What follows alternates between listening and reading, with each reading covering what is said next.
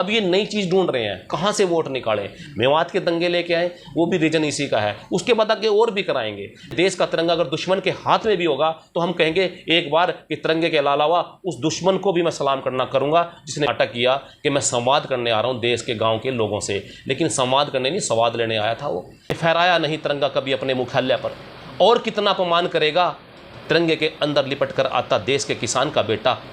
भाजपा की तिरंगा यात्रा को लेकर एडवोकेट के साहब सिंह गुज्जर का क्या है कहना।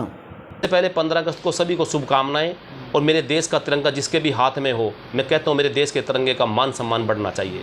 और रही बात भाजपा के तिरंगा यात्रा की, ये भाजपा के लोग हैं, तिरंगा यात्रा के पीछे इनका मकसद होता है, कोई भी यात्रा निकाले ये केवल मात्र वोट की राजनीति करते हैं। क्योंकि अगर तिरंगे का सम्मान करते हैं, शायद इनके मुख्यालय पर आज तिरंगा फहराया गया होता, लेकिन आज भी नागपुर में तिरंगा नहीं फहराया जाता।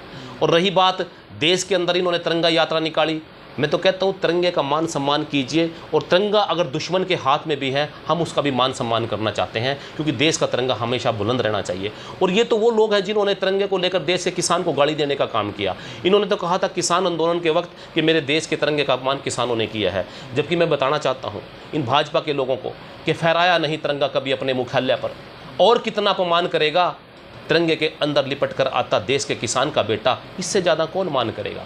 मेरे देश का किसान का बेटा शहीद होता है तो तिरंगे में लिपट कर आता है। तिरंगे का मान सम्मान अगर कोई करता है, देश का गरीब जनता व्यापारी हर लोग करते हैं। लेकिन भाजपा के लोग जब जब तिरंगा उठाते हैं, कहीं ना कहीं मकसद वोट का होता है। और मैं तो एक बात और कहना चाहता हूँ इनको, ना ये भगवे के हैं या न तिरंगे के हैं, ना भगवा के हैं ना तिरंगे के हैं, दंगेबाज हैं, केवल दंगे के हैं, ये दंगा करा सकते हैं। इसलिए इनकी वोट की राजनीति है, लेकिन फिर भी कहीं ना कहीं देश का तिरंगा लेकर चलते हैं तो मैं इनका मान सम्मान देश का तिरंगे का बढ़ाएगा, तो हम उसको नमन करते हैं देश के तिरंगे को। और दूसरी बात यह है कि भाजपा के लोग हैं, इनसे बच के रहने का वक्त आ गया है। और अभी पिछले 2019 के आम चुनाव से पहले पुलवामा जैसा अटैक हुआ था, देश के जवानों की जान गई थी, तो लगता है मुझे कुछ दिनों बाद ये तिरंगा यात्रा लेके आए, उसके बाद ये कुछ और यात्रा लेके आएंगे।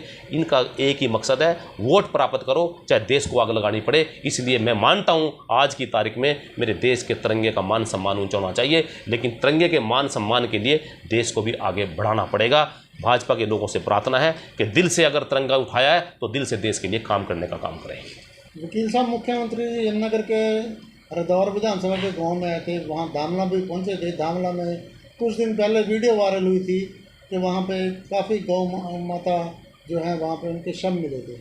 देखिए, मुझे लगता है कि जो मुख्यमंत्री जी हैं वो काम नाम के ईमानदार और नाम की ही सारी बातें उनमें हैं, लेकिन करने की कुछ भी नहीं है। क्योंकि देश का प्रदेश का मुख्यमंत्री जिस गांव में आ रहा है, वहां पर कुछ दिन पहले वीडियो सभी लोगों ने देखी थी, वहां पर गौशाला में शायद गौओं की जान चली गई थी भूखमरी की वजह से। लेकिन उन्होंने संवाद करने का एक नाटक किया कि मैं संवाद करने आ रहा हूँ देश के गाँव के लोगों से, लेकिन संवाद करने नहीं, संवाद लेने आया था वो।